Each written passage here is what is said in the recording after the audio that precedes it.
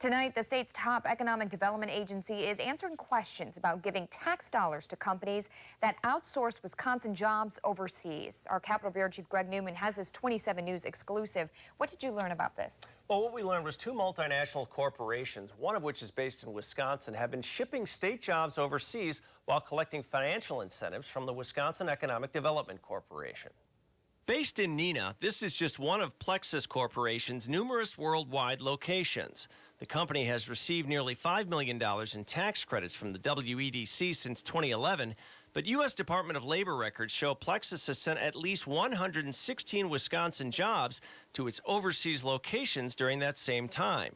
Eaton Corporation, based in Ireland, owns a number of interests in Wisconsin, including Cooper Power Systems in Pewaukee. Despite receiving close to $200,000 in WEDC tax credits since 2012, Eaton laid off 163 workers from this location in 2013, sending them to Mexico. The taxpayers of the state want to know that their money is helping to build our economy here at home.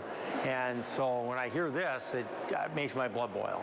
Assembly Minority Leader Peter Barca sits on the WEDC board and says he plans to address the issue at the next meeting. A spokesman for the WEDC acknowledges it is not good to see even one job lost from Wisconsin, but defends the practice of awarding state funds to corporations like Eaton and Plexus. Mark Maley tells 27 News, if a company makes a business decision to move some of its jobs out of the state, despite our best efforts, we will continue to work with that company to ensure that as many jobs as possible remain in Wisconsin. But the leader of a Wisconsin business group says companies that don't outsource won't be pleased with that response. It kind of looks like a bait and switch. It just doesn't really seem fair.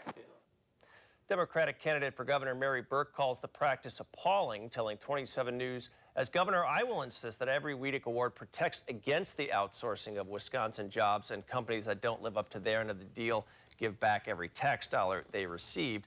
A spokesperson for the governor's campaign calls that statement, quote, the height of hypocrisy. She says Trek Bicycle outsourced jobs while Burke was an executive there, while the state helped pay off an $875,000 mortgage for the company. All right, Greg, thank you. Well, this brings us to our web poll today. Do you think companies that outsource jobs should be ineligible for monetary awards from the WEDC?